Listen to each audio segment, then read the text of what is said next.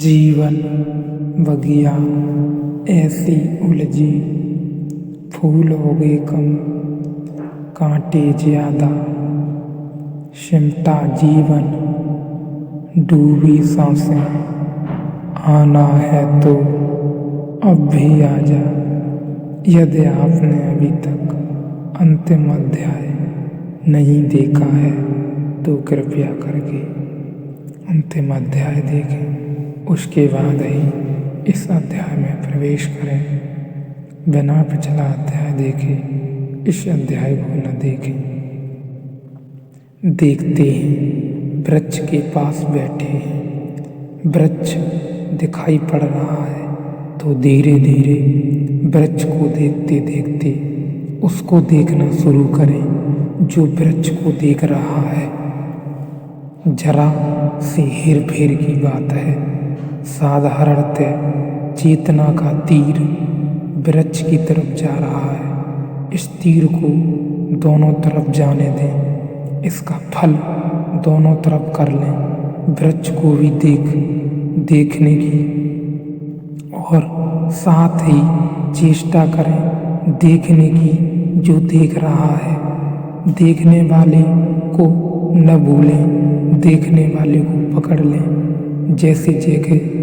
जैसे देखने वाला पकड़ में आने लगेगा, कभी कभी क्षण भर को ही आएगा, लेकिन क्षण भर को भी पाएंगे कि एक अपूर्व शांति का उदय हुआ, एक आशीष बरसा, एक सौभाग्य की किरण उतरी।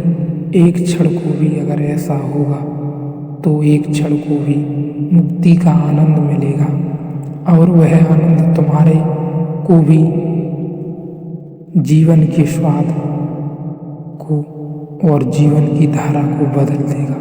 शब्द नहीं बदलेंगे तुम्हारे जीवन की धारा को, शास्त्र नहीं बदलेंगे, अनुभव बदलेगा, स्वाद बदलेगा। यहाँ मुझे सुन रहे हैं, दो तरह से सुना जा सकता है। सुनते वक्त मैं जो बोल रहा हूँ अगर उस पर ही ध्यान रहे और अगर तुम अपने को ही भूल जाओ तो फिर तुम दृष्टा न रहे, श्रोता न रहे, श्रावक न रहे, तुम्हारा ध्यान मुझ पर अटक गया तो तुम दर्शक हो गए। आँख से ही दर्शक नहीं हुआ जाता, कान से भी दर्शक हुआ जाता है। जब भी ध्यान ऑब्जेक्ट पर, विषय पर अटक जाए तो तुम दर्शक हो गए। सुनते वक्त सुनो मुझे, साथ में उसको भी देखते रहो, पकड़ते रहो, टटोलते रहो जो सुन रहा है। निश्चित ही तुम सुन रहे हो, मैं बोल रहा हूँ। बोलने पर ही नजर न रहे, सुनने वाले को भी पकड़ते रहो।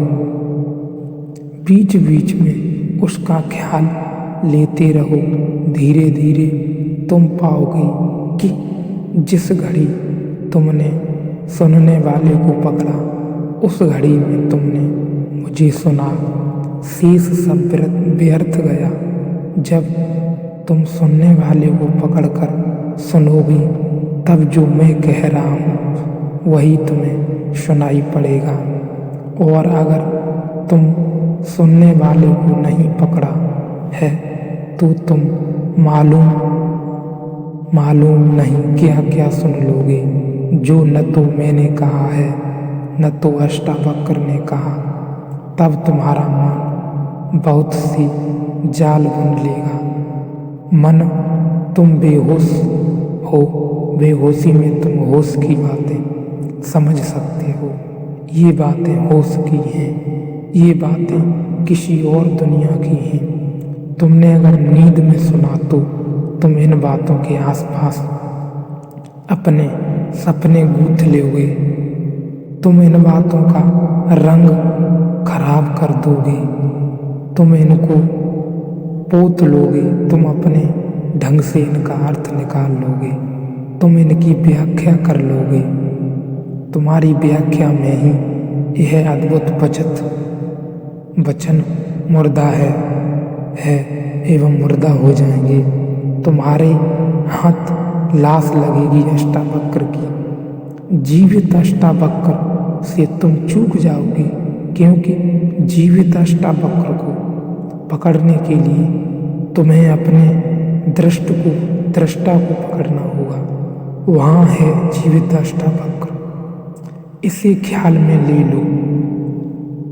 यदि तुम्हें जीवित अष्टावक्र को पकड़ना है तो तुम्हें दृष्टा को पकड़ना होगा। वहाँ जीवित अष्टावक्र है, इसे ख्याल में ले लो।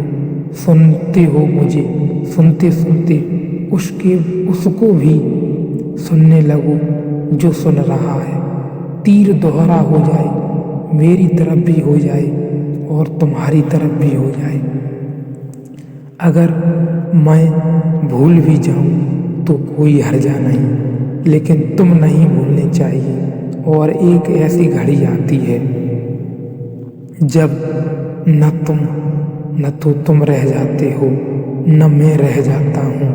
एक ऐसी परम शांति की घड़ी आती है जब दो नहीं रह जाते, एक ही बचता है। तुम ही बोल रहे हो, तुम ही सुन रहे हो, तुम ही देख रहे हो, तुम ही दिखाई पड़ रहे हो। उस घड़ी के लिए ही इशारा अष्टावक्र कर रहे हैं कि वह एक दृष्टा है और सदा सचमुच मुक्त है।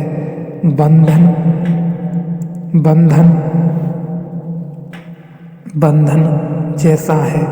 आज रात तुम पूना में सोओगे, लेकिन नींद तुम कलकत्ते में हो सकते हो, नींद में दिल्ली में हो सकते हो, काठमांडू में हो सकते हो, कहीं भी हो सकते हो।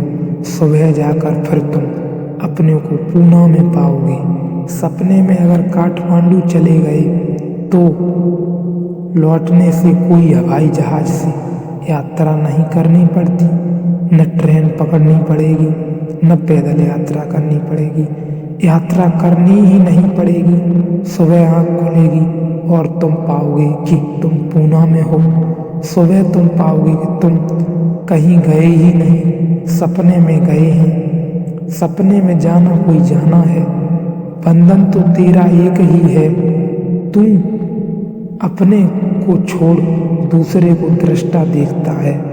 एक ही बंधन है कि हमें अपने होश नहीं, अपने दृष्टा का होश नहीं। एक तो अर्थ है इस सूत्र का कि तू सदा सचमुच मुक्त है। तू सदा अपने को छोड़ दूसरे को दृष्टा देखता है। तू सदा दृष्टा है। बह जाओ सत्य के साथ, आनंद की धारा के साथ, प्रेम के साथ।